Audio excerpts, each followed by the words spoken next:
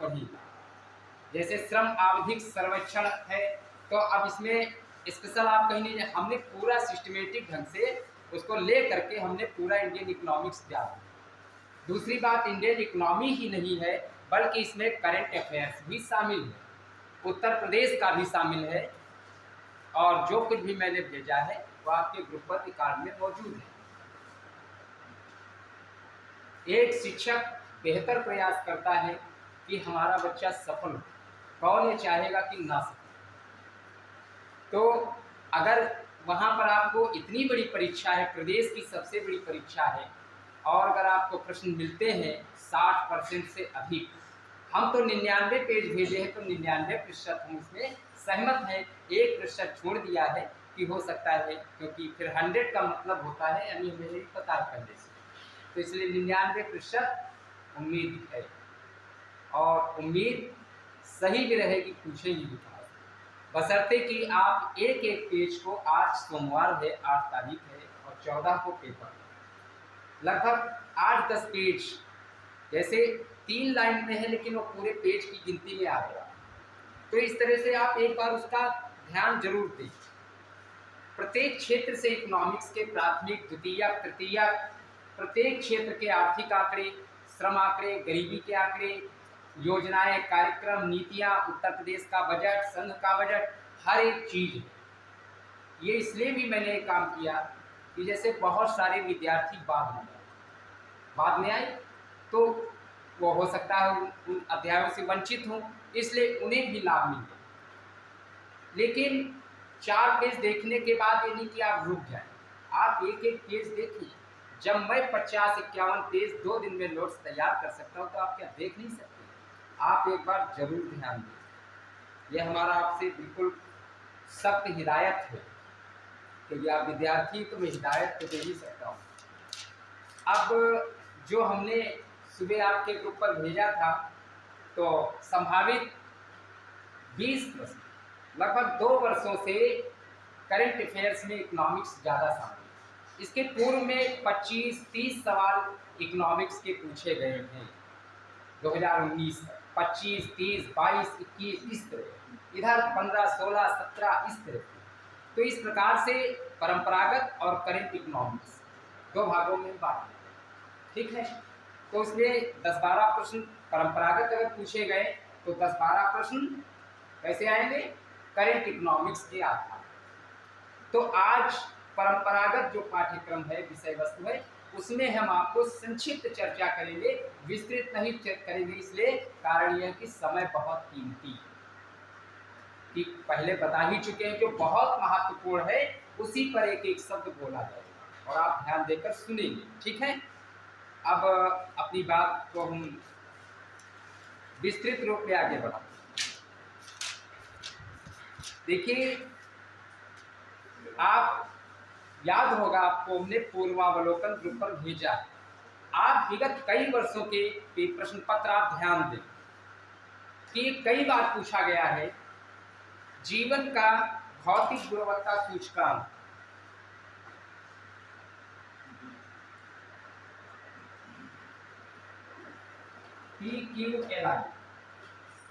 PQLI, physical quality of life index, physical quality of life index, physical quality of life index काफी important है, क्योंकि आज परंपरागत विषय वस्तु को और नेक्स्ट डे करंट इकोनॉमिक्स के चर्चा करेंगे। परीक्षा का समय निकट है, जो कुछ भी आज हो सकता है बताया जाए तो आपके दिमाग में अवश्य बना रहेगा।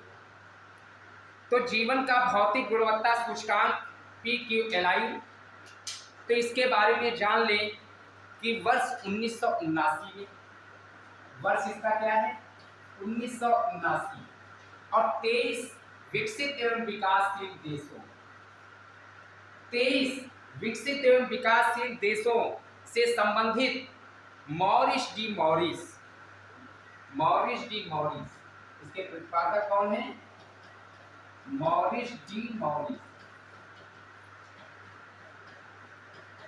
PQLI जीवन का भौतिक गुणवत्ता सूचकांक, इसका निर्माण वर्ष 1979 में मॉरिस डी मॉरिस ने किया था, जिसमें 23 विकसित एवं विकासशील देशों को सम्मिलित किया गया था। और 23 या यूं कह लें 23 विकसित एवं विकासशील देशों से संबंधित एक अध्ययन है मॉरिस डी मॉरिस का। PQLI का निर्माण करने के लिए न्यूनतम मूल्य इसका 1 होता है, अधिकतम मूल्य 100 होता है। ये बात समझ में आई? मॉरिस डी मॉरिस ने इसके मापन के लिए जीवन प्रत्याशा,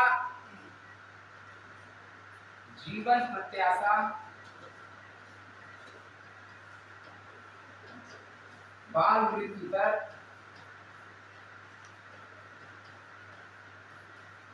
एवं साक्षरता, ये चर है इसके। आप देखिए, बस इतनी बात यहाँ पर आप ध्यान दें कि जीवन का भौतिक गुणवत्ता जो सूचकांक है, प्रश्न पूछा गया आपसे कि इनमें से कौन सा घटक नहीं है। PQLI के मापन में इनमें से कौन सा घटक नहीं।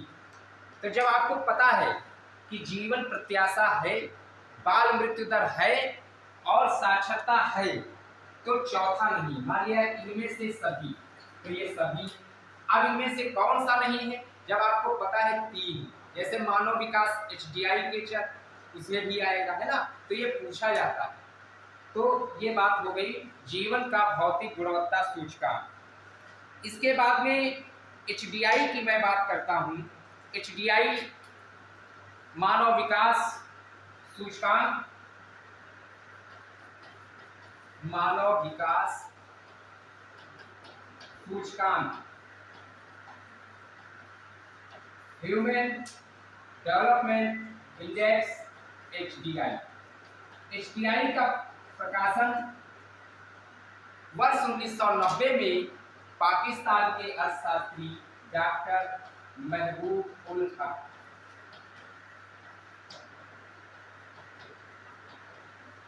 वर्ष 1990 में पाकिस्तानी अर्थशास्त्री डॉक्टर महबूब उल हक ने HDI का प्रतिपादन किया था।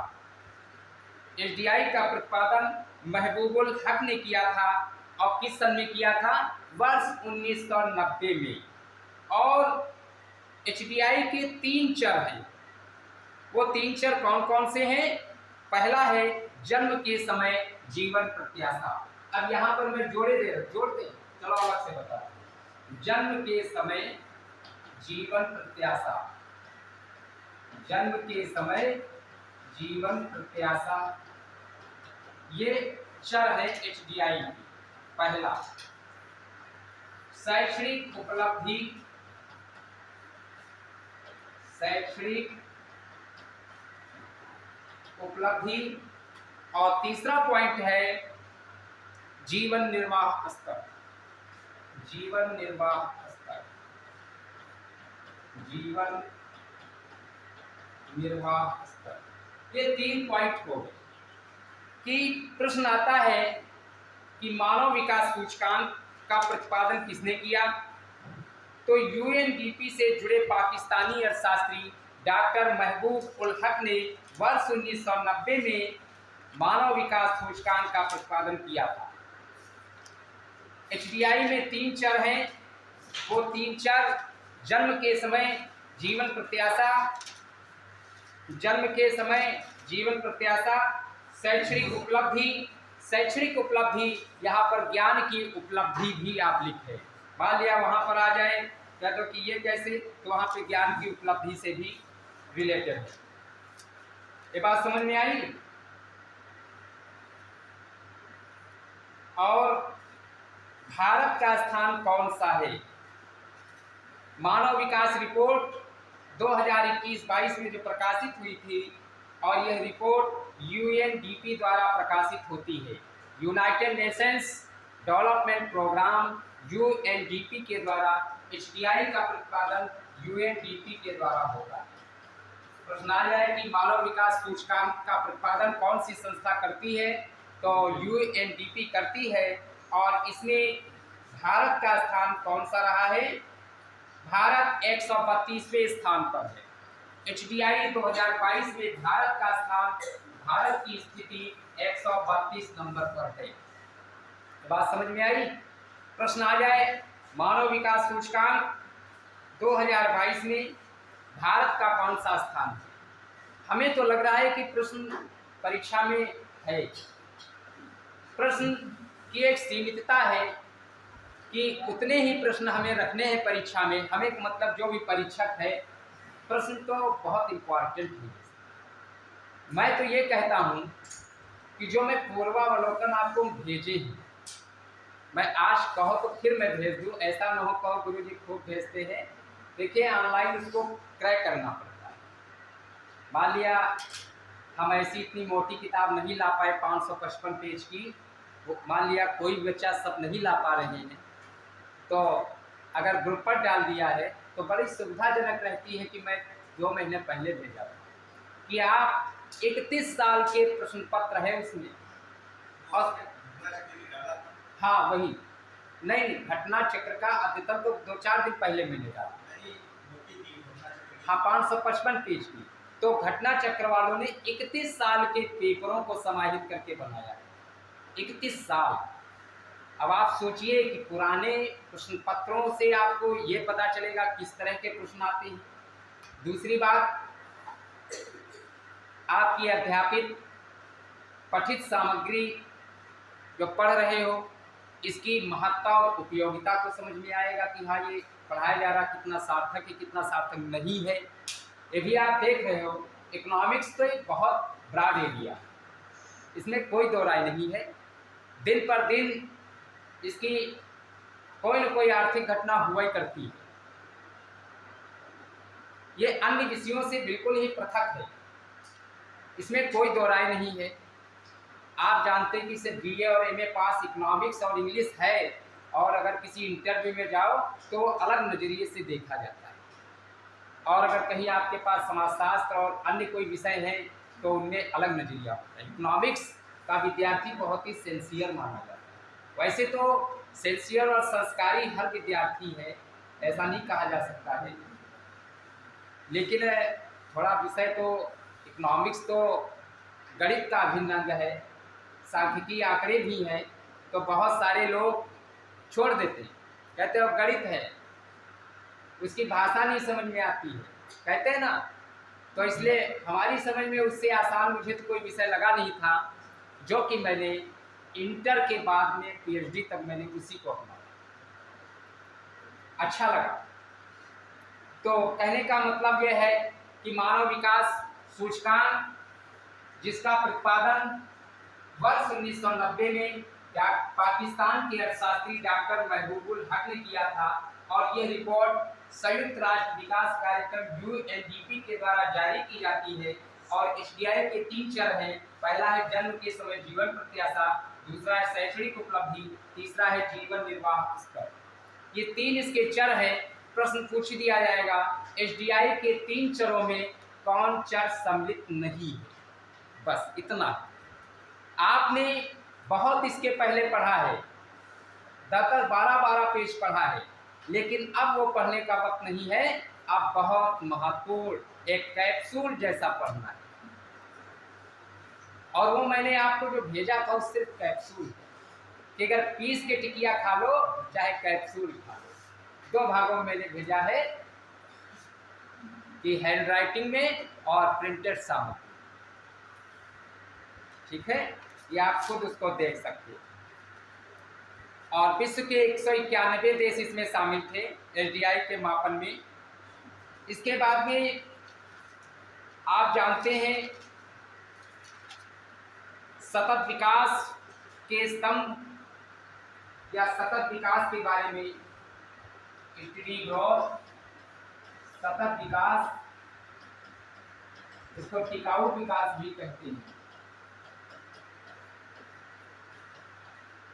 टिकाऊ विकास। अब इस सतत विकास के बारे में आप क्या जान सकते हैं कि ये सतत विकास इकोनॉमिक्स में क्या है।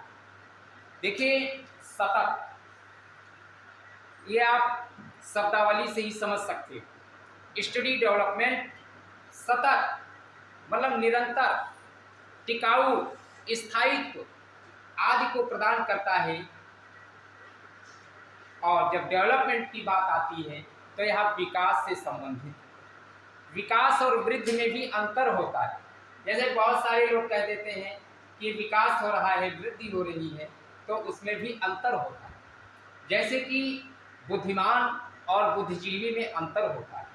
कहते बहुत बुद्धिमान है, बहुत बुद्धिजीवी है, ये व्यक्ति बहुत बुद्धिजीवी है, बहुत बुद्धिमान है।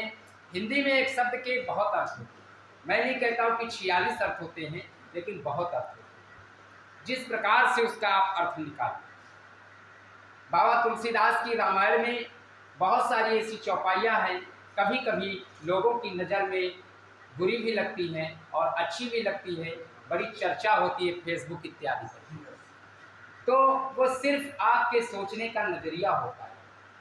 वो क्या सोचकर लिख रहे हो, तुम क्या सोचकर पढ़ रहे हो। यहाँ पर ये बात, बुद्धिमान और बुद्धिजीवी बात एक है, लेकिन नहीं, अंतर है। जो अपनी बुद्धि से जीविका चलाए वो बुद्धिजीवी हो गया, और जो अपनी बुद्धि से मान और सम्मान कमाए बुद्धिमान। समझ गए? अंतर है, वृद्धि और विकास में अंतर। वृद्धि तो एक निश्चित समय के पश्चात रुक जाएगी, जितने हाथ पैर फैलने उतने फैलेंगे, इससे ज़्यादा नहीं जाएगा, यही वृद्धि है। और विकास स्मॉल क्लास में हम पढ़ रहे हैं, ये विकास है। विकास निरंतर चलता रहता है, विकास की कोई सीमा नहीं है, लेकिन वृद्धि की एक सीमा है। ये शरीर की लंबाई जितनी है उतने के बाद रुक जाएगी ना, बिल्कुल रुक जाएगी। जीवन पर्यंत, ये बिल्कुल सत्य है, निरंतर चलने वाली प्रक्रिया है। ठीक उसी परिप्रेक्ष्य में हम सतत विकास की बात करते हैं, तो सतत विकास की अवधारणा का प्रारंभ 1962 में हुआ था, और एक पुस्तक है रचेल कार्सन की साइलेंट स्प्रिंग, उसमें भी इसका उल्लेख किया गया है। और 1987 में ब्रटलैंड आयोग की रिपोर्ट हमारा साझा भविष्य, उसमें भी इस बात पर चर्चा की गई। अंततः सतत विकास लक्ष्य 17 हैं। कितने हैं? 17 और 169 संबद्ध लक्ष्यों के साथ, 169 संबद्ध लक्ष्यों के साथ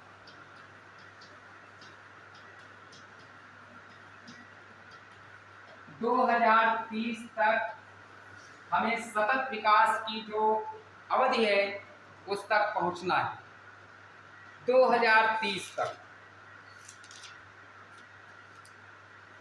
सतत विकास लक्ष्य SDG 17 लक्ष्य हैं, और 17 लक्ष्यों को 169 कार्यों पर सहमति वर्ष 2030 तक समतावादी व संरक्षित विश्व की रचना करना है।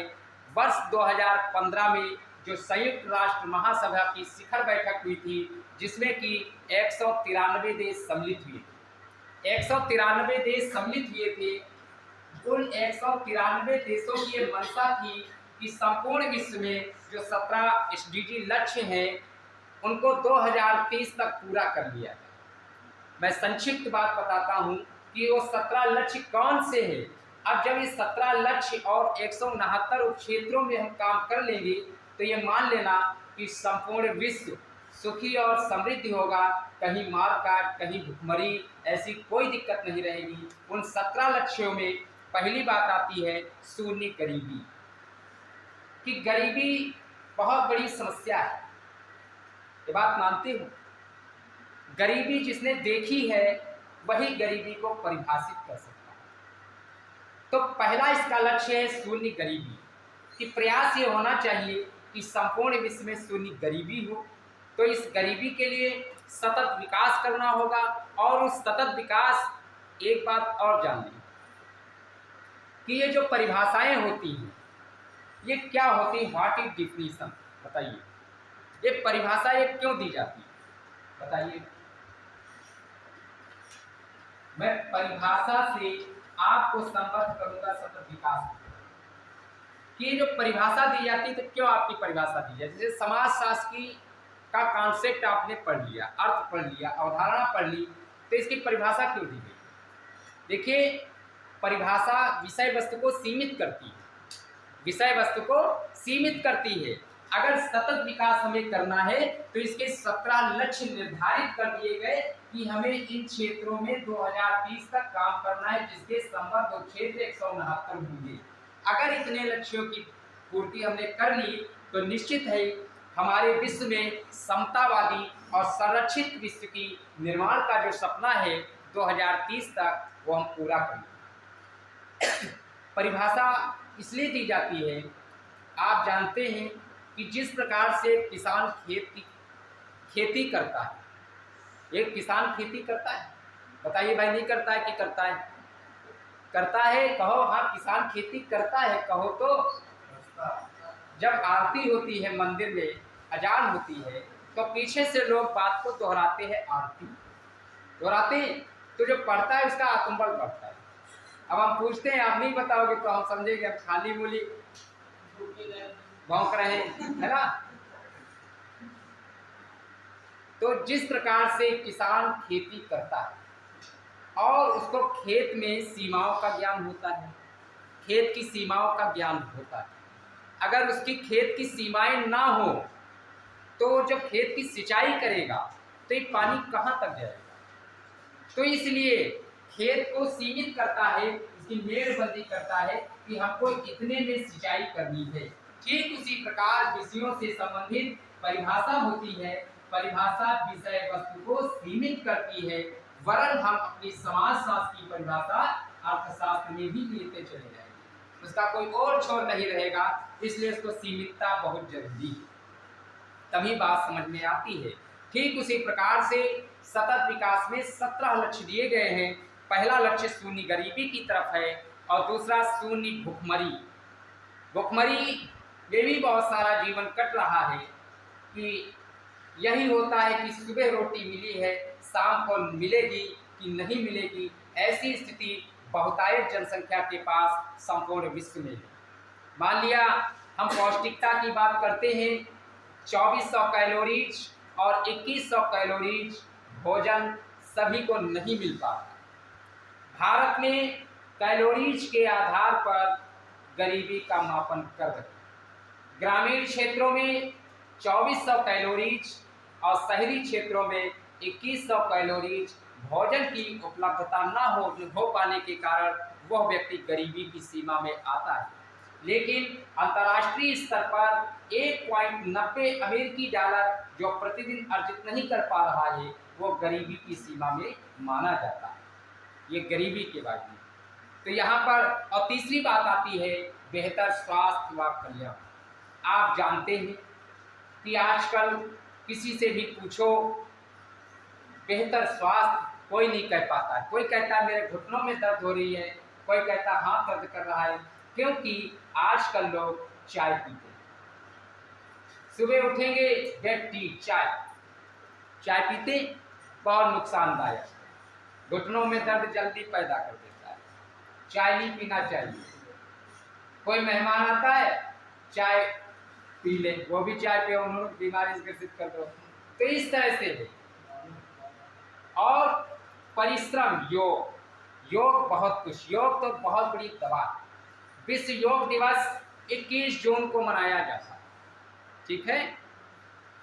चौथी बात आती गुणवत्ता युक्त शिक्षा। अगर हमारी शिक्षा बेहतर है, ये मत लिखिएगा, कोई इतना जरूरी नहीं है। लक्ष्य 17 हैं और आप जानते हैं जिनकी जरूरत होती है आपके दिमाग में बैठ जाना चाहिए। गुणवत्ता युक्त शिक्षा, लैंगिक समानता, ये बहुत बड़ी बात है। बजट में लैंगिक बजट को अपनाया गया है ना।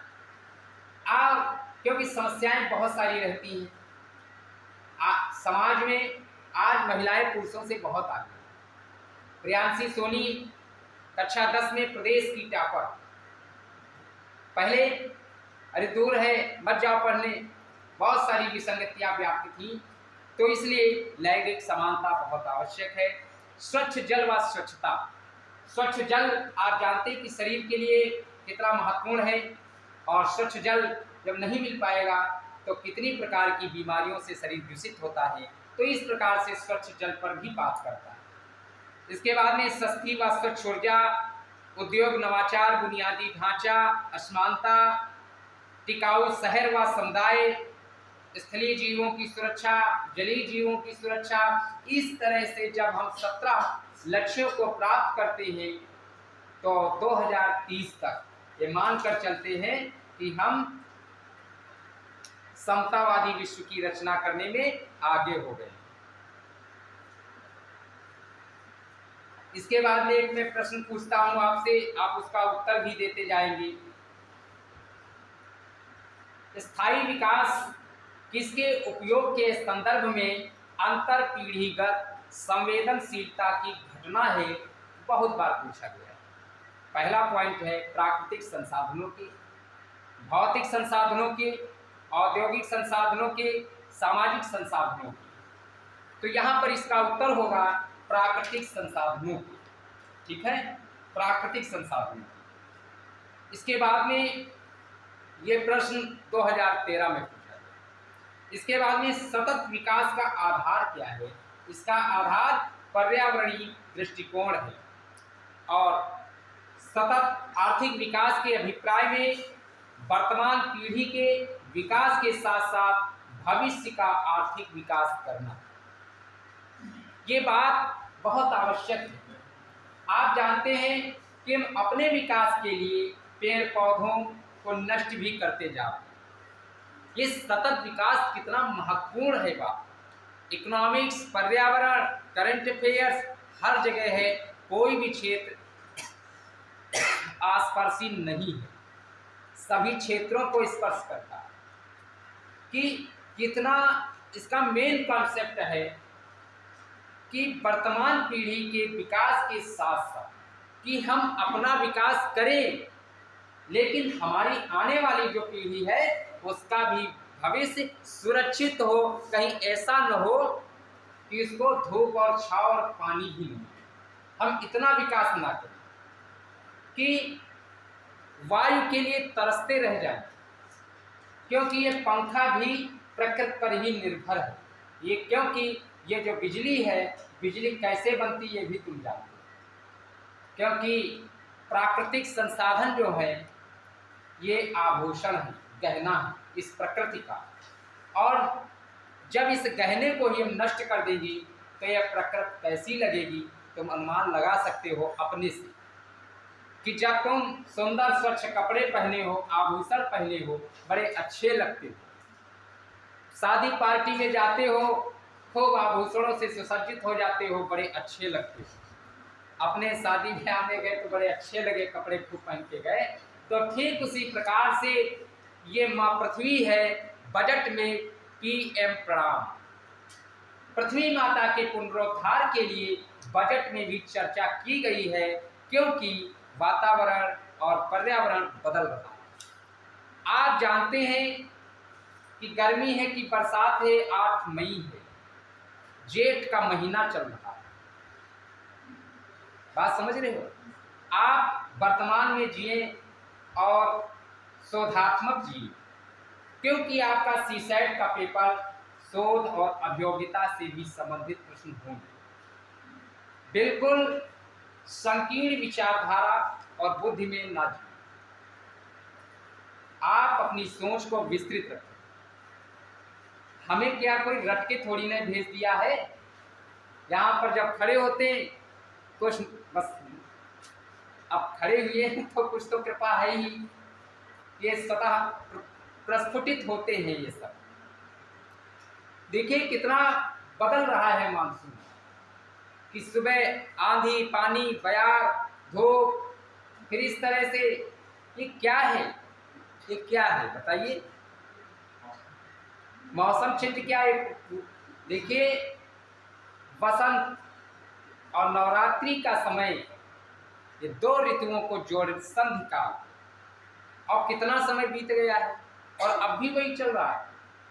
21 जून से तो आद्रा लग जाएंगे। आद्रा गांव का शब्द, इसको शुद्ध बोलते हैं आद्र। आद्र का मतलब नमी, और नमी का मतलब जब भगवान जल वृष्टि करेंगे। ठीक है। जैसे गांव में कहते हैं अदरा लगे तो अदरा है, आर्द्र बोलते हो, आर्द्र का मतलब नमी, ठीक है। तो इस प्रकार से ये सब क्यों है, क्यों इसलिए है कि वर्तमान जो पीढ़ी हमारी है इसके विकास के साथ साथ हम भविष्य का जीवन सुरक्षित नहीं कर पा रहे हैं। इस पर संपूर्ण विश्व कार्यरत है, संपूर्ण विश्व में इस पर काम चल रहा है, भारत भी बहुत तेजी से काम कर रहा है। प्रतिवर्ष गांव में, शहरों में आप देखते होंगे कि प्रत्येक व्यक्ति को एक पौधा दिया जाता है कि अपने गांव, घर, परिवार में जहां कहीं जगह मिल जाए एक पौधरोपण अवश्य करिए, क्योंकि श्रीमद् भगवत गीता में भी कहा गया कि वृक्षों का अर्थ है जल और जल का अर्थ है रोटी, और रोटी वह है जिसे हम खाकर जीवित रहते हैं। अब आप सोचिए कि वेदों का एक कथन, क्योंकि ये वृक्ष जल वर्षा कराने में सहायक है, आपने भूगोल में पढ़ा, और जब वर्षा होगी तो फसल अच्छी होगी, और जब फसल होगी तब पेट में रोटी होगी। संपूर्ण विश्व को प्रधानमंत्री नरेंद्र मोदी जी, जो अभी सम्मेलन हुआ है G20 जिसका आयोजन होने वाला है भारत में, उसमें उनका एक उक्ति है कि वसुधैव कुटुंबकम, उसका स्लोगन है, लोगो है कि संपूर्ण विश्व एक परिवार है, कुटुंब है। अयम निजः परोवेति गणना लघुचेत साम उदार चरिता नाम वसुधैव कुटुंबकम। मैं संस्कृत का विद्यार्थी नहीं हूं, कक्षा 8 तक मैं सिर्फ पढ़ा हूं संस्कृत, हिंदी भी सामान्य हिंदी सिर्फ इंटर तक रही है एक विषय के रूप में, बाकी मेरा नाता सिर्फ इकोनॉमिक्स से रहा है, लेकिन पढ़ते लिखते रहते हैं तो इसलिए थोड़ा हो जाए। यहाँ पर कहने का तात्पर्य यह है कि जब सम्मेलन होगा तब आखिर तुम जानोगे वसुधैव कुटुंबकम। तो मैंने पहले पूरा श्लोक पढ़ा, तो मैं अपनी बात पर आता हूँ कि वर्तमान पीढ़ी के विकास के साथ साथ भविष्य का निर्माण करना यही सतत विकास है, कि हम ऐसा निर्माण ना करें कि अपना मकान बनवाने के चक्कर में पूरी बागई साफ कर दें। हमें उस पर ध्यान देना होगा। लोग देखते हैं कि आप मिट्टी की खुदाई होती है और उस पर रोक है, वो सिर्फ इसीलिए है। इस तरह से अपनी प्रकृति को संरक्षित करना है, और जब संरक्षित करेंगे तो हम आगे सुरक्षित रहेंगे और हमारी पीढ़ी सुरक्षित रहेगी, क्योंकि हम अपनी पीढ़ी के लिए बहुत चिंतित रहते हैं। जिस प्रकार से आपके पिता आपके लिए, ठीक उसी प्रकार से अगली पीढ़ी के लिए आप चिंतित रहेंगे। तो बताइए मैं गलत कह रहा हूँ? राजस्थान में एक नीमराणा गांव है, नीमराणा, जो कि आर्थिक टिकाऊ विकास का मॉडल है पूरे भारत में। ये नीमराणा राजस्थान में याद। इसके बाद में वैश्विक सतत विकास रिपोर्ट जो 2022 में 10 जून 2022 को जारी की गई थी, उसमें 163 देशों में 121वें स्थान पर भारत है। 163 देशों में भारत का स्थान 121वां है। किसमें? वैश्विक सतत विकास रिपोर्ट 2022। ये आपने सतत विकास पढ़ा। फिर वैश्विक सतत विकास में भारत का स्थान, ये प्रश्न पूछा जाए कि वैश्विक सतत विकास में भारत का स्थान कौन सा, तो इसमें विश्व के कुल 163 देश शामिल हुए और उन 63 देशों में 121वें स्थान पर वर्ष 2022 में भारत था। HDI में 132वां, वैश्विक सतत विकास रिपोर्ट में 121वां। इस तरह से आप पढ़ते भी रहिए जिससे कि ज्ञानवर्धन हो, आगे बढ़ें।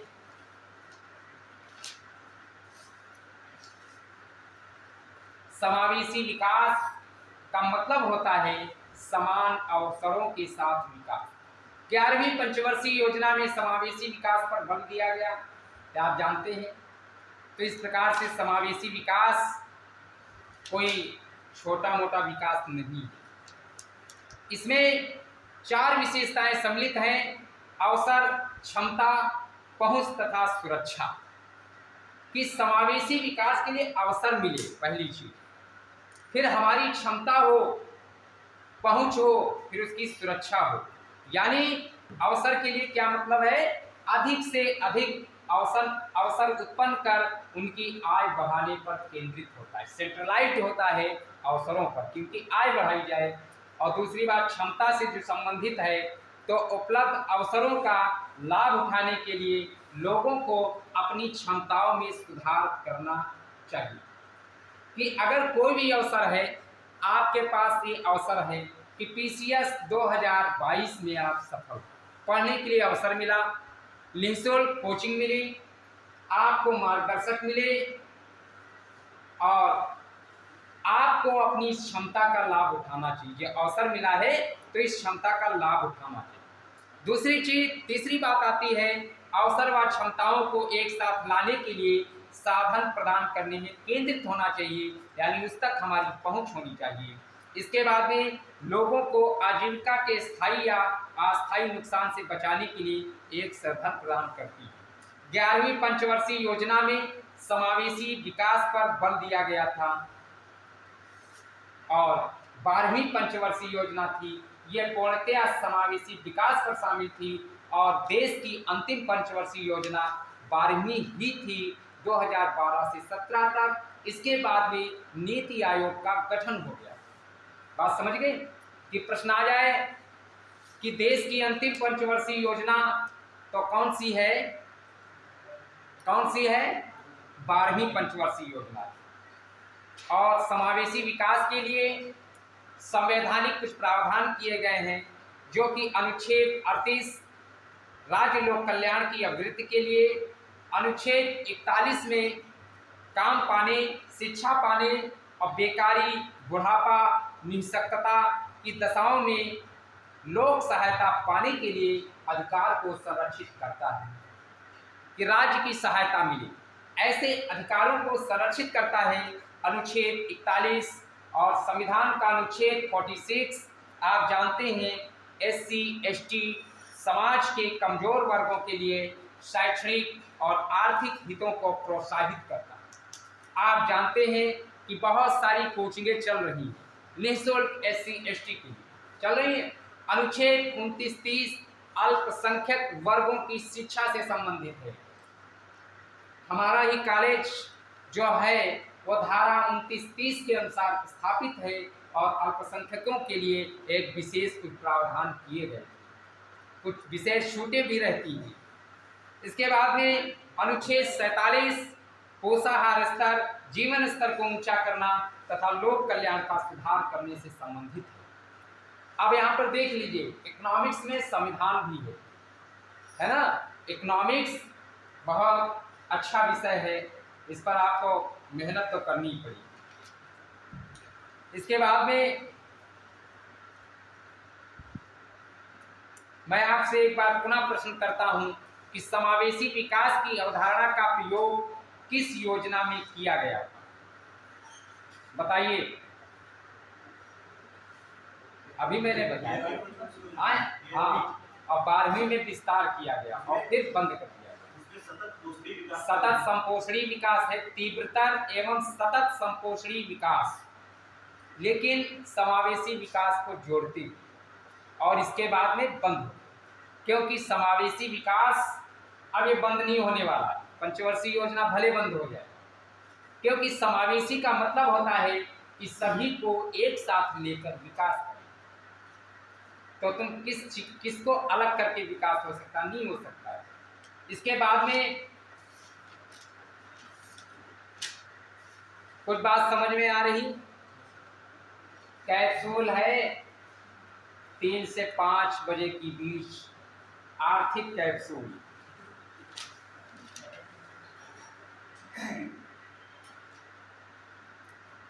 राष्ट्रीय आय की गणना के लिए आप जानते हैं कि राष्ट्रीय सांख्यिकी अनुसंधान संगठन ने भारतीय अर्थव्यवस्था को 3 क्षेत्रों में बांटा है।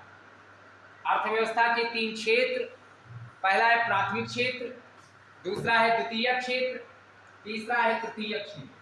प्राथमिक क्षेत्र कृषि एवं संबद्ध वस्तुओं का क्षेत्र कहा जाता है। द्वितीयक क्षेत्र उद्योग एवं विनिर्माणी वस्तुओं का क्षेत्र कहा जाता है। और तृतीयक क्षेत्र सेवा क्षेत्र कहा जाता है, सर्विस सेक्टर। और देश की अर्थव्यवस्था में सर्विस सेक्टर का योगदान ज़्यादा है। वैसे तो बहुत पहले जब इतना विकास नहीं हुआ था तब कृषि क्षेत्र का योगदान ज़्यादा था। सन 1950-51 में भारत की पहली पंचवर्षीय योजना हैरोल्ड डोमर के मॉडल पर आधारित थी, जिसमें पहली पंचवर्षीय योजना में कृषि के क्षेत्र को सर्वाधिक महत्ता दी गई। उस समय देश में कृषि को भारतीय अर्थव्यवस्था के रीढ़ की हड्डी माना जाता। इसके बाद में द्वितीय पंचवर्षीय योजना में उद्योग और कृषि दोनों को, और तृतीय में टेक ऑफ स्टेज की अवस्था में पहुंच जाती कि हमारे पास कृषि भी है, उद्योग भी है। धीरे धीरे कृषि और उद्योग में विकास करते चले गए। आज भारतीय कृषि मानसून का जुआ है, ये बात सत्य है। तो सर्विस सेक्टर, कोई भी विद्यार्थी खेती नहीं करना चाहता है, सब अच्छे अफसर भी बनना चाहता है। सर्विस सेक्टर बहुत तेजी से आगे बढ़ रहा है। कुछ नहीं मिला, दुकान खोल लिया आपने। सर्विस सेक्टर से भारत की अर्थव्यवस्था में सर्वाधिक योगदान मिलता है। प्रश्न आ जाए कि अर्थव्यवस्था के किस क्षेत्र से राष्ट्र की जीडीपी में सर्वाधिक योगदान प्राप्त होता है, तो किससे? सेवा क्षेत्र सर्वाधिक योगदान। कड़े नियम भी है उस पर। खेती तो चलो माफी भी हो जाती है कि चलो पानी बरस गया, ओलावृष्टि हो गई, चलो गया। ये जो सरकारी उद्योग खुले होते हैं, ये क्या है पता है? क्या है बताइए? सरकारी चीनी मिल मान लिया है खुली, क्या है बताइए? हम आपसे जानना चाहते हैं, कोई बताएगा? हाँ आएंगे, लेकिन क्या है मैं बताता हूं, क्योंकि समय को एक एक शब्द बड़ा कीमती। देखिए, आधुनिक उद्योग ये मंदिर होते हैं। ये क्या होते हैं? मंदिर होते हैं। और इस मंदिर का पुजारी श्रमिक होता है। इस मंदिर का पुजारी कौन होता है? श्रमिक होता है। और एक बात जान ले, ये श्रमिक सोशल सिक्योरिटी आप में चैप्टर है, गरीबी, बेरोजगारी, कामा, सामाजिक सुरक्षा। तो सोशल सिक्योरिटी के अंतर्गत श्रमिक के लिए बहुत सारे प्रावधान किए गए, क्योंकि ये उस उद्योग का देवता ये श्रमिक होता है। और श्रमिक क्या करता है काम? जैसे कह दो नहीं ये कैसे देवता हुआ? मंदिर में बैठा देवता है। तो ये जान लेना, जिस पत्थर पर चोट लगती है वही आकार उसका शुद्ध निर्मित होता है। बात मानते हो? और एक श्रमिक अनगढ़ पत्थरों को भी देवता बना देता है। पत्थर पड़ा है, जब तक वो गढ़ा नहीं जाएगा तब तक कैसे वो देवता के रूप में आएगा? फिर तो उसमें प्राण प्रतिष्ठा, पूजा अर्चना व आडंबर सब चलता है। बात मानते हो? लेकिन कर्मण्येवाधिकारस्ते मा फलेषु कदाचन कारण फलम दैवम आधीनम अस्ति। मैं वैसे संस्कृत कालीन में बोल इसलिए जाता हूँ कि थोड़ा देखिए, आप लोग तो अच्छे विद्यार्थी हो, अफसर बनोगे, कोई कुछ कहता है तो आप हर बात में समझना है। आप में अपने में वो टैलेंट लाइए।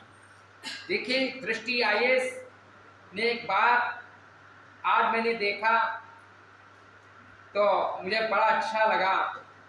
उसने एक बात कही थी, मैं पढ़ देता हूँ कि 1000 बर्फ गिरे, लाख आंधियाँ उठे।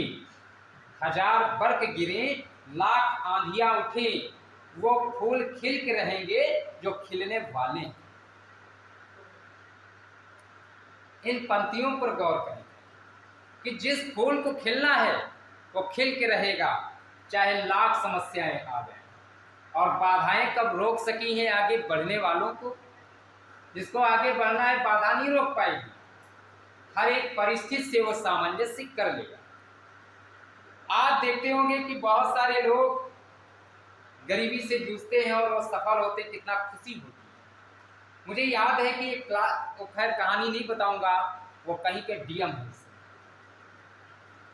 बहुत सारे लोग बैठे थे कि 100 रुपये दे दे तो आप क्या करो, कोई का चॉकलेट, कोई बतासा, कोई बीड़ी, कोई सिगरेट, इस तरह से। और एक बच्चे ने कहा मैं अपनी माँ के लिए चश्मा लाऊंगा। तो कहा चश्मा क्यों, तुम भी कुछ ला सकते हो? कहा चश्मा इसलिए क्योंकि मेरी माँ को दिखता नहीं है, वो कपड़े सिलती हैं, उसी से मेरी पढ़ाई का खर्च आता है। फिर कहे अच्छा, तो उसके लिए तो तुम्हारे पिताजी ला सकते हैं? कहे पिताजी हैं। इतनी बात कहा, 100 रुपया अतिरिक्त और दिया, 200 का। फिर कहा ये कैसे? कहीं ये मैं उधार दे रहा हूँ, जब तुम कमाने लगना तब वापस कर देना। गुरुजी तब तक रिटायर हो गए थे, लेकिन तब भी वहां काम करते थे। 20 साल के बाद वो जिला कलेक्टर बन के जब वापस आए तो गुरुजी के चरणों में गिरे और तुरंत लिपट गए। तो लोग सब परेशान, ये अचानक गेट पर गाड़ी आके खड़ी हो गई और ये क्या है कुछ, और गुरुजी पहचान नहीं पर 20 साल हो गया। तुरंत 100 रुपये दिए, गुरुजी समझ गए, अरे वही। तब समझ में बात आई कि ऐसा नहीं, जब मेहनत करेंगे वो जरूर सफल होंगे, लगन होनी चाहिए, रुचि होनी चाहिए। फिर एक बात जान लीजिए, राष्ट्रीय आय में कि दादा भाई नौरोजी ने सर्वप्रथम भारत में राष्ट्रीय आय का अनुमान लगाया था 1868 में। उस समय देश की राष्ट्रीय आय 20 रुपये बताई थी। कितनी बताई थी? और 1931-32 में VKRV राव ने 62 रुपये बताई। भारत में राष्ट्रीय आय की गणना की जाती है, कौन सी संस्था करती है? CSO, सेंट्रल स्टैटिस्टिकल ऑर्गेनाइजेशन, केंद्रीय सांख्यिकीय संगठन। भारत में राष्ट्रीय आय की गणना की जाती है। प्रश्न, ये राष्ट्रीय आय की गणना कौन करता है? CSO। ठीक। और एक चीज, जितना मैंने पढ़ाया मैंने डिलीट नहीं किया, आज के ग्रुप पर शुरू से मैं भेजता चला था। जो चैप्टर मैं पढ़ा रहा था उस चैप्टर के अंत में पूर्व परीक्षा में पूछे गए प्रश्नों को भी मैं भेजता था। तो जरा, क्योंकि शुरू की जो स्थिति थी मैं जानता था और आज भी मैं जानता हूं, ऐसा नहीं है। क्योंकि गौर कीजिए, मैं तुलनात्मक अध्ययन नहीं करता हूं। बहुत सारे लोगों को मोदी जी का विकास समझ में नहीं आ रहा था। क्यों? क्योंकि उनका विकास लेंथी और दीर्घकालिक परिणाम देने वाला था। तो कह रहे थे नहीं, और वो चाहते तुरंत ही हो, उनका घटक ये मौज करी, तो तुरंत वाला काम तुरंत ही होता है। हम भी वही सोचते थे, बड़ी मेहनत करते थे, तो बहुत सारे लोगों को अब जो भी हो पता तुझे सब रहते ही है, तो क्या नहीं जानता। लेकिन सराय सराय सब कुछ चलता रहा, आज भी चल रहा है। परीक्षा की घड़ी आ गई। ये परीक्षा तुम्हारी नहीं, मेरी भी परीक्षा, ठीक है। हम भी उत्सुक हैं कि जबकि ये कोई कोचिंग और ये कोई व्यक्ति नहीं कर सकता, क्योंकि बहुत बड़ी परीक्षा देश की और प्रदेश की होती, कोई आसान नहीं है। लोग वर्षों कई साल इलाहाबाद में तपस्या और दिल्ली में तपस्या करते हैं, तब नहीं मिल पाता। मैं गलत कह रहा हूँ? बताइए आप उस परीक्षा के लिए तो कितनी दूर से आती हैं। हमें इस बात को सोचना होगा कि इतनी दूर दूर से आते हैं तो हम खुद मेहनत करें। और शिक्षक वही है जो देखकर पढ़ाए और रोज पढ़कर पढ़ाए, वही शिक्षक होगा। इकोनॉमिक्स है, हम पढ़ लिए, रॉबिन्स मार्शल और फुर्सत पा गए, और कोई नई घटना या सेनार बदल गई तो हम क्या जानेंगे? कहते हम तो पढ़े, पास हुई, गया अच्छे नंबर से। नहीं, गलत। डेली हर समय अपडेट होना पड़ेगा। जनसंख्या के बारे में जिस दिन मैंने पढ़ाया तो आपके डॉक्टर मनीष गुप्ता जी ने भेजा, और ठीक उसी दिन मैंने पढ़ाया 12 से 1:30 के बीच, और 3:15 बजे ब्रेकिंग न्यूज भी आ गई कि भारत विश्व में जनसंख्या में प्रथम स्थान पर हो गया। यानी तुरंत अपडेट होना चाहिए। और मैं 4 महीने के बाद पढ़ा तब भी मैं कहूँ कि जनसंख्या की दृष्टि से भारत का विश्व में दूसरा स्थान है, 7वां स्थान है। और संपूर्ण विश्व के क्षेत्रफल का 2.4% भारत में है। बिल्कुल ये तो सही है भाई, अपना कौन क्षेत्रफल हमें दे देगा। लेकिन बात रही जनसंख्या की, तो जनसंख्या में दूसरा स्थान है। अब ये साल भर बाद भी पढ़ते रहेंगे तो गलत, क्योंकि अब पहला हो गया। भाई आज की करंट स्थिति में पूछा जाएगा तो अगर प्रश्न वहाँ आ जाता है तो ये तो आज है ना, पेपर तो पहले ही बन जाते हैं, तो उसमें जो विकल्प दिया है वो उत्तर लगाएंगे। ठीक है, तो इसके बाद में प्रश्न आता है 1949 में भारत सरकार द्वारा नियुक्त राष्ट्रीय आय समिति का अध्यक्ष कौन था? पीसी महालनोबिस, प्रकाश चंद्र महालनोबिस। 1949 में जो राष्ट्रीय आय समिति गठित की गई थी उसके वो अध्यक्ष थे। और एक बात मैं बता दूं कि किसी भी देश की आर्थिक वृद्धि का सर्वाधिक उपयुक्त माप होता है प्रति व्यक्ति उत्पाद। प्रति व्यक्ति उत्पाद से ही किसी देश की आर्थिक वृद्धि का मापन किया जा सकता है कि यह देश कितना इकोनॉमिकली ग्रोथ कर रहा है। वहां के व्यक्ति मर रहे हो भूखे, तब हम कैसे मान लें कि आर्थिक समृद्धि हो रही है। बात समझ रहे हो? इसके बाद में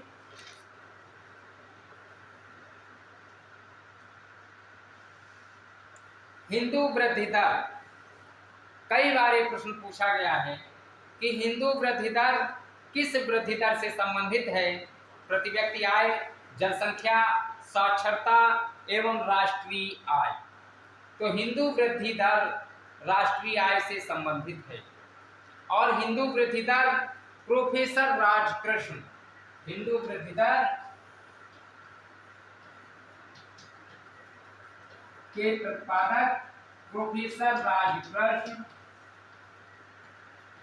और यह वृद्धि दर राष्ट्रीय आय से संबंधित है। आप पढ़ते नहीं हैं, हमें जब यहाँ आना है तो हम सोच के चलते हैं। आप पूर्वावलोकन जरूर एक बार पढ़ लें, और ये जो कल परसों हो जाए बिल्कुल ठीक है।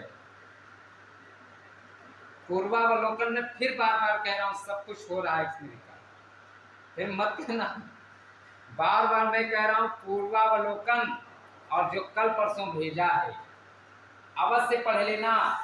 इकोनॉमिक्स ही नहीं, करंट अफेयर्स में भी काम है। समझ गए? सब कुछ बताए हैं आप। और एक चीज है, हम छुपाते कुछ नहीं, ग्रुप पर भेज देते। बहुत लोग ऐसी गलती भी करते। मैं चाहता हूं कि ज्ञान हम तक नहीं, तुम सबको मिले। रिटर्न में रिकॉर्ड तो मेरे पास मौजूद है, अगला फोटो कॉपी निकालेगा तो खर्च है ना।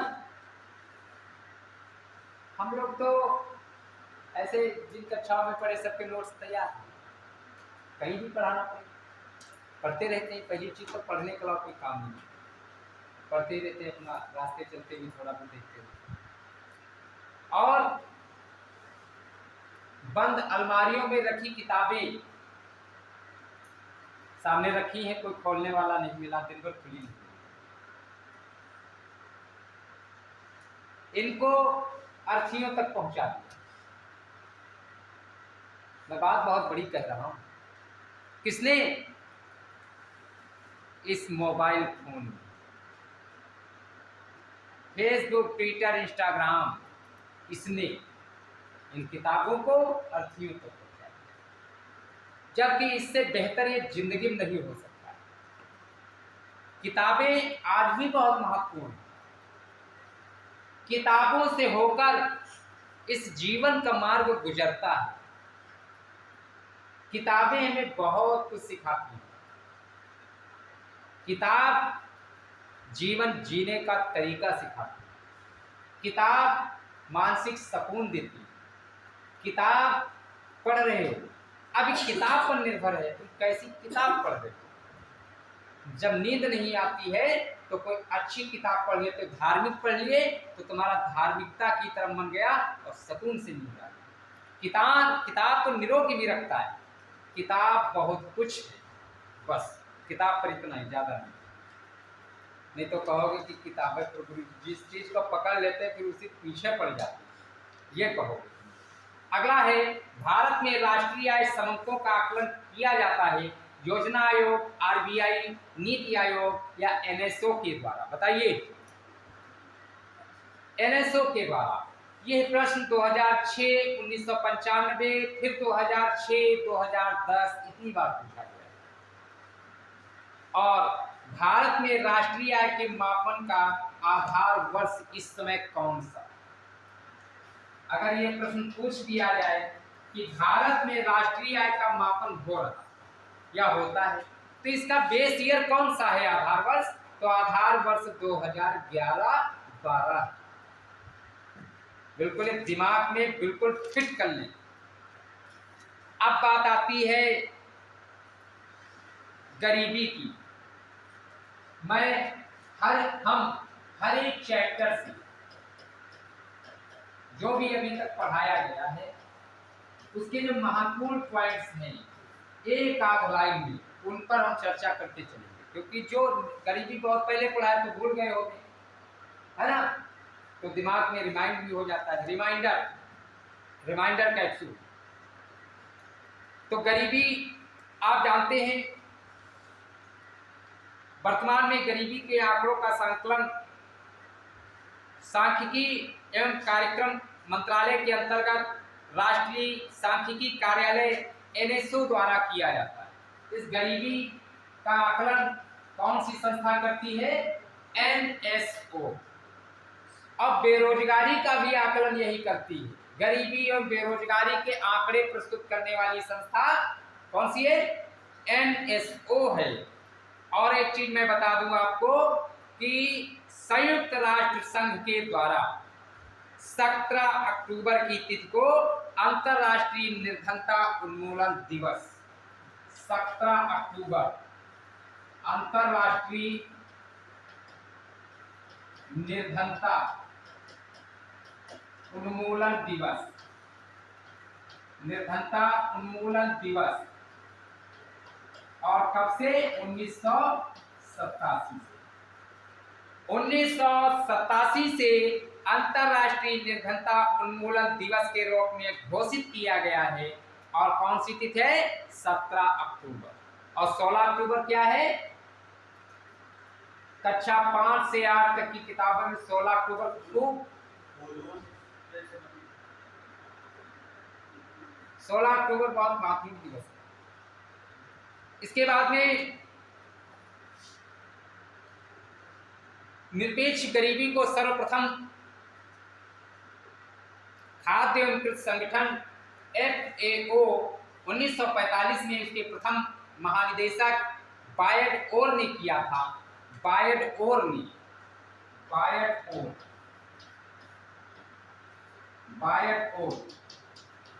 1945 में FAO खाद्य एवं कृषि संगठन के प्रथम महानिदेशक ने निरपेक्ष गरीबी को सर्वप्रथम प्रयोग किया था। निरपेक्ष गरीबी। और एक चीज मैं बता दूं, गरीबी के दो प्रकार हैं, सापेक्ष और निरपेक्ष। बहुत इंपॉर्टेंट चैप्टर है। इसी में प्रश्न पूछा जाता है, लॉरेंज वक्र कौन सी माप करता है, किससे संबंधित है? गिनी गुणांक किससे संबंधित है? आय असमानता भी।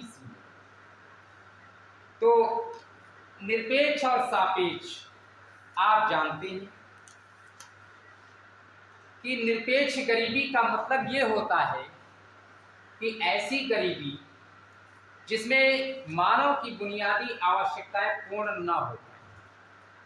वो बुनियादी आवश्यकताओं में भोजन, वस्त्र, कपड़ा, मकान, दवा, चिकित्सा, ये तमाम चीजें जो होती है इनकी पूर्ति नहीं हो पाती है, ऐसी गरीबी को निरपेक्ष गरीबी कहते हैं।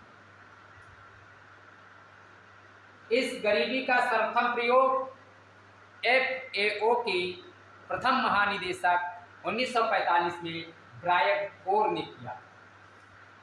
अब इसी में आता है बीपीएल, बिलो पॉवर्टी लाइन, गरीबी रेखा से नीचे।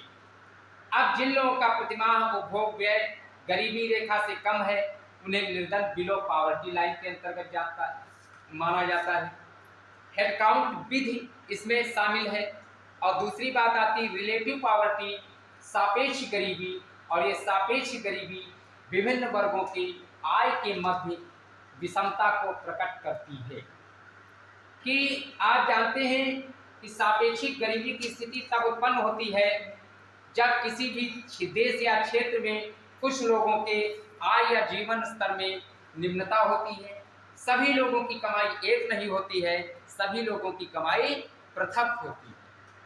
कोई बहुत अच्छा खा पी रहा है और कोई बहुत अच्छा नहीं खा पी रहा है। ये बात मानते हो? तो आय में असमानता है। कम शब्दों में समझे कि निरपेक्ष गरीबी मूलभूत आवश्यकताओं से संबंधित, भोजन वस्त्र मकान से, बात समझ गए? और निरपेक्ष गरीबी, सापेक्ष गरीबी आय की असमानता से संबंधित। ये बात समझ गए हो? भारत में गरीबी का मापन कैलोरी के आधार पर हो और वो कैलोरी 2400 और 2100 है। ग्रामीण क्षेत्रों में कितना है? 2400 कैलोरीज। शहरी क्षेत्रों में 2100 कैलोरीज। गांव का व्यक्ति जब शहर आपके घर आता है तुम कहते हो बहुत खाती है, क्योंकि वो खेत में काम करता है। खेत में क्या करते? गांव का व्यक्ति काम करता है तो 2400 कैलोरी चाहिए उसको। अपने घर से 2 किलोमीटर खेत तक जाना पड़ता है, खूब काम करके आता है। और तुम अगर सुबह क्षेत्र भी जाना है तो अपने बेडरूम से उठे, पड़ोसन बना है, टॉयलेट चले गए, तुमको 10 कदम नहीं जाना है, खाए पड़े तो बीमार हो जाओ। तो 2100 कैलोरी भी अगर हजम कर लो बहुत है। तो शहरी वालों के लिए 2100 कैलोरी। दुकान खोले, सर्विस गए तो बैठे तो हो, और जब बैठे रहोगे तो बीमारियां पनपेगी। तो जो मेरा एसडीजी का लक्ष्य है वो कैसे पूरा हो पाएगा, है ना? तो इसलिए गांव में लोग काम करते हैं, खूब मेहनत करते हैं, शहरों के लोग भी करते हैं। लेकिन अगर आपसे कहा जाए तो आप 10 मिनट बैठ नहीं सकते बिना पंखे के, है ना? धूप में नहीं चल सकते हो, और वो धूप में मारे मारे सब खूब काम करते हैं। अगर किसान न हो तो रोटी नहीं मिल पाएगी। तो ये बात रही हमारी। इसके बाद में कुछ समझ में आ रहा है?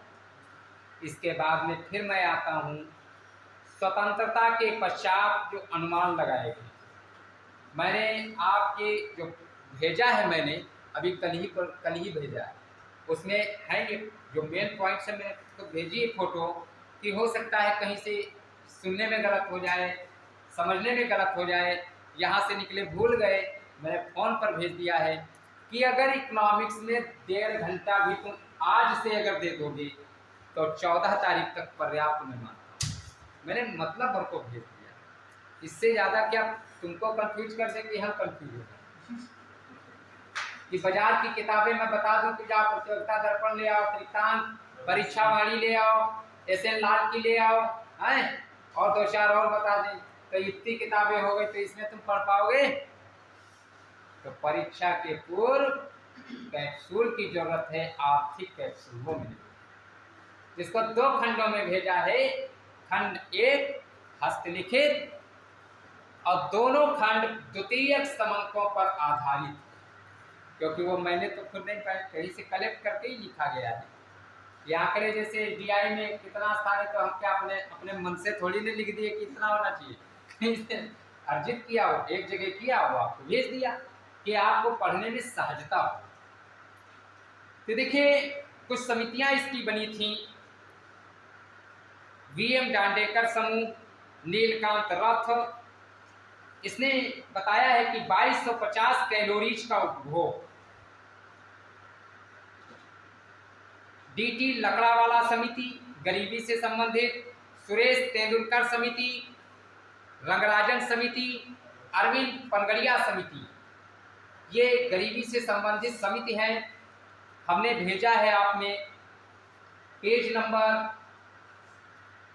गरीबी चैप्टर में 9वां होगा, 9वें नंबर, हाथ से लिखे वाले में देखेंगे आप, भेजा है पूरा। इसको आज घर जाइए देखिए तो मैंने क्या भेजा है, तब बताइए, बात करिए। इसके बाद में आय असमानता के मापन की जो पद्धति है, प्रश्न आता है गिनी गुणांक सूचकांक, ये किससे संबंधित है, किसकी मात्रा को मापता है, तो ये आय असमानता की मात्रा को मापता है। इटली के संख्याविदी समाजशास्त्री कोराडी गिनी ने 1912 में इसे विकसित किया था और यह किसी भी देश में आय की असमानता को मापता है। दूसरी बात आती है लॉरेंज वक्र, यह भी अर्जित करने वाले लोगों के प्रतिशत के मध्य संबंध को मापता है और ये पूर्ण समानता को 45 डिग्री के एक सीधे वक्र द्वारा प्रदर्शित किया जाता है जो कि आय असमानता पर ही आधारित है।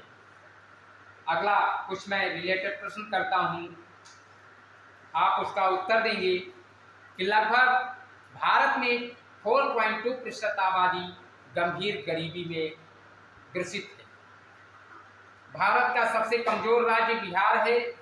सबसे कम गरीब देश आइसलैंड है, जहां पर गरीबी की दर 4.9% है वर्ष 2021 के अनुसार।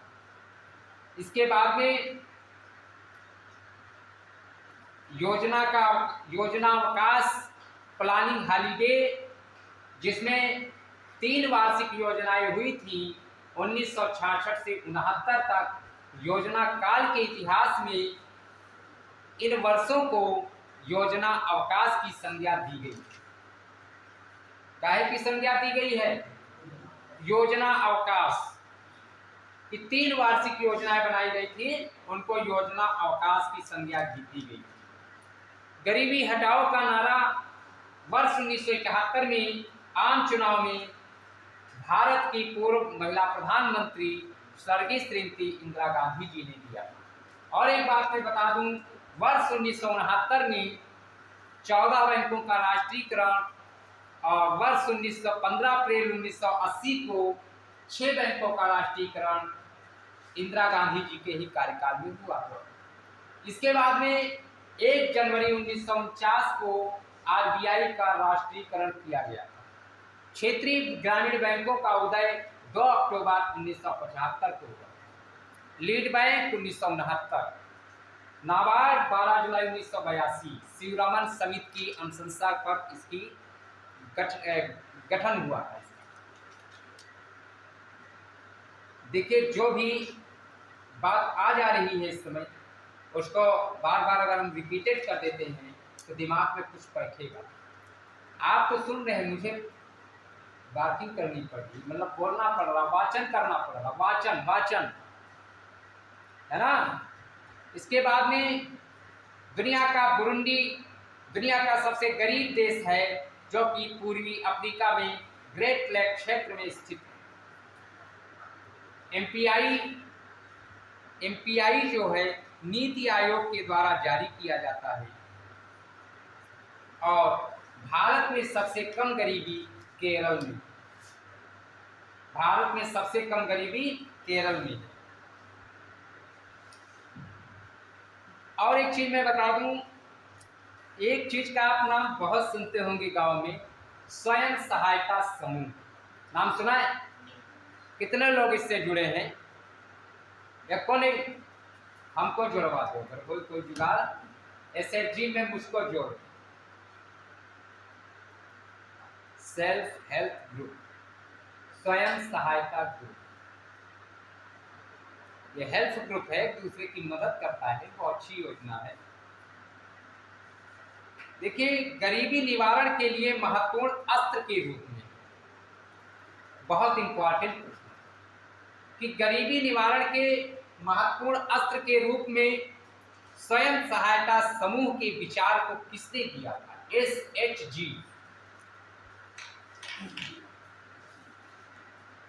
SHG के विचार को किसने दिया था? मोहम्मद यूनुस ने। ये बांग्लादेश में। हाँ, मोहम्मद यूनुस ने दिया। अब निरपेक्ष, सापेक्ष, गिनी गुणांक, आय गुणांक, असमानता, ये तो सब जानते हैं, बड़े परंपरागत प्रश्न। प्रचलित नए प्रश्न पूछ दिया जाए कि गरीबी निवारण हेतु स्वयं सहायता समूह का विचार किसने दिया था? आज पूरे भारत की महिलाएं इसमें संलग्न। बहुत बड़ी बात है। ऐसा कौन सा गांव है जहां पर SHG नहीं है? सरकार की तरफ से भी सहायता, आंगनबाड़ी में भी जाओ, स्वयं सहायता समूह तुम चेक करो जाकर। और क्या, मतलब एक बड़ी योजना सरकार की है ये।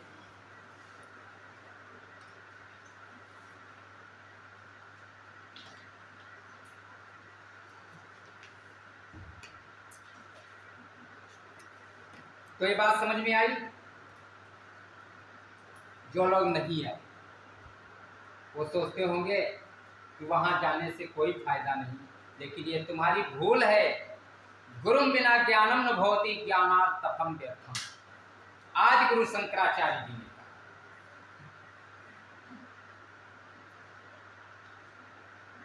कहा, चक्कर में पड़ जाते हो। वैसे मैं विराम लगा दिया हूं क्योंकि ये अंतिम दौर की क्लासेज हैं। मेरे ये कहने का तात्पर्य कुछ और नहीं है, सिर्फ तुमको मोटिवेट करने का होता है। हर एक चीज का मोटिवेशन है।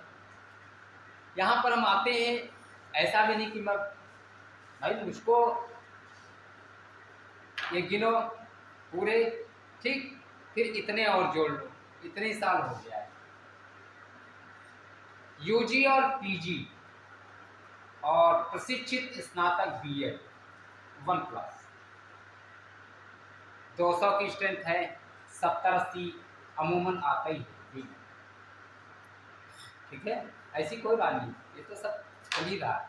लेकिन हम लोगों की ये एक अभिलाषा रहती। आप सोचिए कि आप नोट्स नहीं बना पाते हैं, आप अपना समय निकाल कर, इतना आने जाने में सब कुछ बर्बाद होता है, हर जगह भाई काम तो कर नहीं है, किस समय निकाल कर हम बनाते हैं आपके लिए कि भाई लाभ मिले।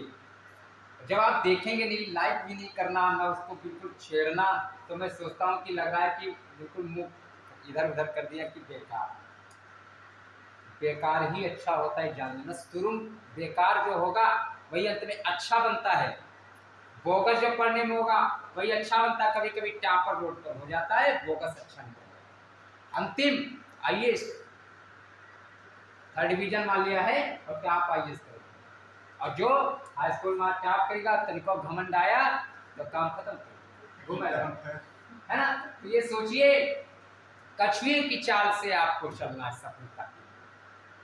तो यहाँ पर ये बिल्कुल ना सोचिए, आना सार्थक होगा। आप आइए, देखिए, अभी आप देखिए बहुत सारी कोचिंग है लखनऊ दिल्ली में, कोई कहूँ अलग से ना आए, ठीक, ये तुम्हारी भूल है। हमारे एक मित्र हैं अखिलेश्वरानंद, बहुत सारी किताबें लिख चुके, तैयारी करके मारने का, कहीं पढ़ाने ही लगो।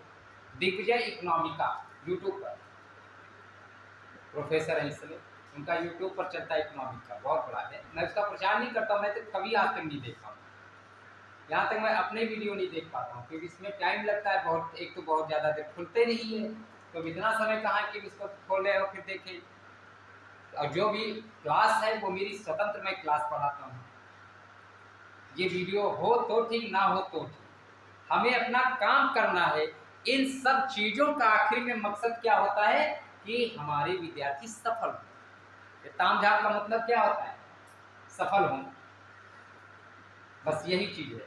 इसके बाद में समय की सीमा को ध्यान में रखते हुए देखिए, हम लोगों की ऐसी आदत पड़ जाती है, क्योंकि मैं अपने महाविद्यालय में भी, मैं इकोनॉमिक्स का हूँ, लोग पूछते हैं कि यार हिंदी तुम कैसे ये सब लिख पढ़ लेते हो, पूछते हैं।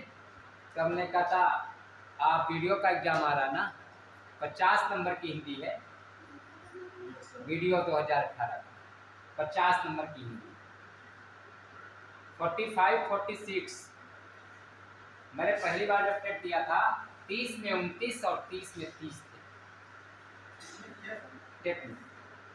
कोई बहुत बड़ी परीक्षा नहीं, मैं बोल गया खाली ऐसे ही, क्योंकि अंततः सिलेक्शन नहीं हो पाया, वो अलग बात है। और इतनी बार परीक्षाएं निकाल रहे हैं, सर्टिफिकेट इतने जरूरी होते हैं, लेकिन कोई मकसद नहीं रहा, जब अंततः सफल नहीं हो पाए। उसमें कारण ये कि आज की मेरिट जो है और कल की मेरिट में बहुत बड़ा अंतर है। पूरे प्रदेश का रिजल्ट 35% आया था, 17% पुरुषों का, 18% महिलाओं का संचयन। और आज प्रदेश की टॉपर अंडर 10 जिसमें 9 महमूदाबाद से। अब आप खुद सोचिए, 9 महमूदाबाद से,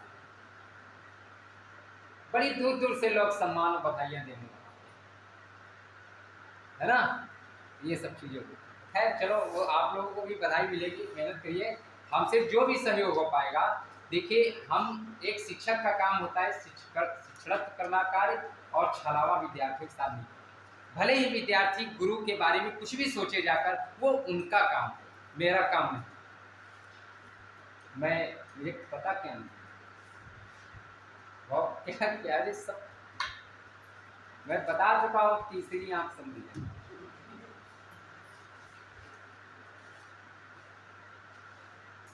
चल रहा, मैं कुछ कह नहीं रहा। एक जब शिक्षक खड़ा होता है तो अपने विद्यार्थियों के हाव भाव को सब पढ़ लेता है, कौन क्या चाहता है, कितना प्रतिष्ठा प्राप्त करना चाहता है, कैसा पढ़ने में क्या है, सब कुछ ये सब पढ़ लेता है, ऐसी कोई बात नहीं। लेकिन वो सच्चे मन वाला ही पढ़ेगा, क्योंकि हम यहाँ पर कोई ये तो है नहीं कि हमने आपको ही बताया कि 20-22 क्लास मेरी हुई। कभी मैंने ये भी नहीं सोचा मेरे घंटे बढ़े, खूब आए, अरे जो भी लग रहा है ठीक है बस। अब आज हमारे पीरियड का प्रैक्टिकल होने वाला, कहा तुमने, कहा आज मैं सीतापुर जा रहा हूँ क्लास लेने, आज नहीं फिर देखा जाएगा, क्योंकि अगर यहाँ नहीं तो वहाँ, अरे यहाँ तो बहुत काम है। तो अपना एक नुकसान करके मैं आता हूँ, और फिर आप लाभ ना पाओगे तो मुझे कष्ट होगा। इकोनॉमिक्स जैसा विषय अगर हिंदी होता तो श्लोक पढ़ाते तो तुमको एक श्लोक में घुमाते पूरा 1.5 घंटा, कहानी और कथन सब लेके चलते। लेकिन ये इकोनॉमिक्स है, इसकी भाषा कहाँ से तोड़ लाएंगे, तब भी तुमको हम बेहतर समझाने का प्रयास करते, है ना। इसके बाद में अब मैं बात आता हूँ कि भारत में गरीबी रेखा के निर्धारण का आधार क्या है, कोई बताएगा। भारत में बेरोजगारी और गरीबी के अनुमान किस पर आधारित है?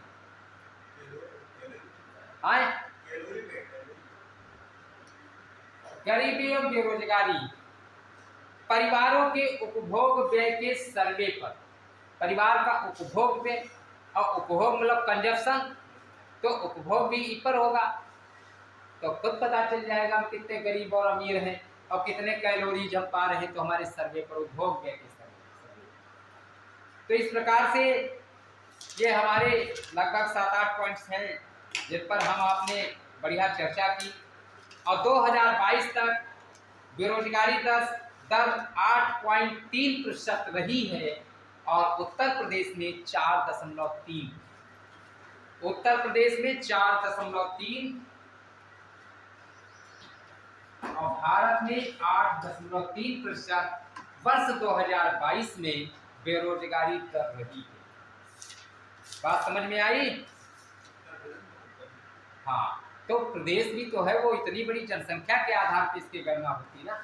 और फिर सुनिए, बहुत महत्वपूर्ण प्रश्न है कि बेरोजगारी के प्रकार तो बहुत पढ़े हो, लेकिन जब ज्यादातर प्रश्न पूछा जाता है तो जैसे आपने पढ़ा मौसमी बेरोजगारी, मौसम के आधार पर होता है, कोई काम नहीं, घर पर बैठे। शिक्षित बेरोजगारी कि शिक्षा के अनुसार उचित मानदेय न मिल पाना। लेकिन महत्वपूर्ण बात यहाँ पर आती है प्रच्छन्न बेरोजगारी। और ये जो प्रच्छन्न बेरोजगारी की मैं बात करता हूँ, तो प्रच्छन्न बेरोजगारी, तो ये प्रच्छन्न बेरोजगारी सर्वाधिक किस क्षेत्र में पाई जाती है? बहुत इंपॉर्टेंट प्रश्न की बात आती है कि प्रच्छन्न बेरोजगारी किस क्षेत्र में पाई जाती है, तो प्रचंड बेरोजगारी सर्वाधिक कृषि के क्षेत्र में पाई जाती है। बहुत सारे विद्यार्थी सोचते होंगे कि ये प्रचंड क्या है, ये प्रचंड क्या है, छिपी हुई बेरोजगारी, और ये छिपी हुई भी क्या है, क्या है, तो बताएगा? नहीं, मैं बताता हूँ। हाँ, शून्य होती है, उत्पादकता तो शून्य है। अब कैसे? हमारे गांव में हमारे घर पर 8 व्यक्ति हमारे घर पर हैं, 2 बीघा धान को कटना है। अब उसमें 8 में 4 तो कार्यशील हैं, कार्यकुशल हैं, इफिशियंट हैं उस कार्य के लिए, और 5 छोटे बच्चे, महिलाएं, घर में जितने हैं, गेहूं की क्रशिंग हो रही, खनाई, तो सबके सब पहुंचे। 3 बीड़ी पी रहे, 2 डीला फोड़ रहे, मतलब कोई काम नहीं। आप देखते होंगे, मैं गलत नहीं कह रहा हूं। इकोनॉमिक्स सैद्धांतिक और व्यवहारिक अध्ययन पर आधारित विषय, थ्योरेटिकल भी पढ़ते हो, व्यवहार में भी प्रयोग करते हो। अब व्यवहार में कैसे प्रयोग करते हो? जैसे ये रुपया है, ये साधन है कि साध्य है? ये साधन है कि आप 10 रुपये जब यहाँ देते हो तो जीआईसी से बस स्टॉप तक आपको ले जाता है। ये साधन न होता तो उस साधन पर नहीं बैठ पाता। हमारी बीए पास डिग्री, ये बीए पास डिग्री क्या है? इकोनॉमिक्स की भाषा में अगर बात की जाए तो ये बीए पास की डिग्री साधन है कि साध्य है? साधन है कि साध्य? अब ये प्रश्न आपसे पूछ दिया गया यूपीपीसीआर 2022 के इंटरव्यू, आप इकोनॉमिक्स से आए, आपसे प्रश्न किया गया कि सूर्य की रोशनी, किताबी ज्ञान छोड़ो, बहुत पढ़ी किताबें, अब बात आई सूर्य की रोशनी, बीए पास डिग्री आपकी, ये साधन है कि साध्य? चलो इस पे अभी चर्चा कर लेंगे, अपनी बात पर आगे बढ़ते, कुछ समय भी हो रहा है, समय रुकने वाला नहीं है। अगर ये बीए पास की डिग्री को हम अपने घर पर ही रखे रहे तो ये साध्य बन जाएगी। अब कुछ समय के बाद हम असाध्य हो जाएंगे, फिर गांव में मारे मारे घूमेंगे। सिस्टमेटिक शब्दावली से आप समझिए, मैंने बताया व्यवहारिक ज्ञान। अब जब बीए पास की डिग्री को लगा करके मैंने फॉर्म भरा है और अंततः मैं पीसीएस डिप्टी कलेक्टर में बन जाता हूं और उससे समाज की सेवा, परिवार की सेवा, सामाजिक आर्थिक रूप में मैं करता हूं, तो ये साधन बन जाती है। अगर इस डिग्री को हम किसी रोजगार में लगाएंगे तो ये साधन हो गई, और नहीं लगाए तो साध्य। मैं गलत कह रहा हूं? और जब नहीं लगाए साध्य है, तो जब वो साध्य है कुछ समय के बाद हम असाध्य हो जाएंगे। ठीक, बस आप बंद कर दीजिए। अब आज के लिए सिर्फ इतना ही।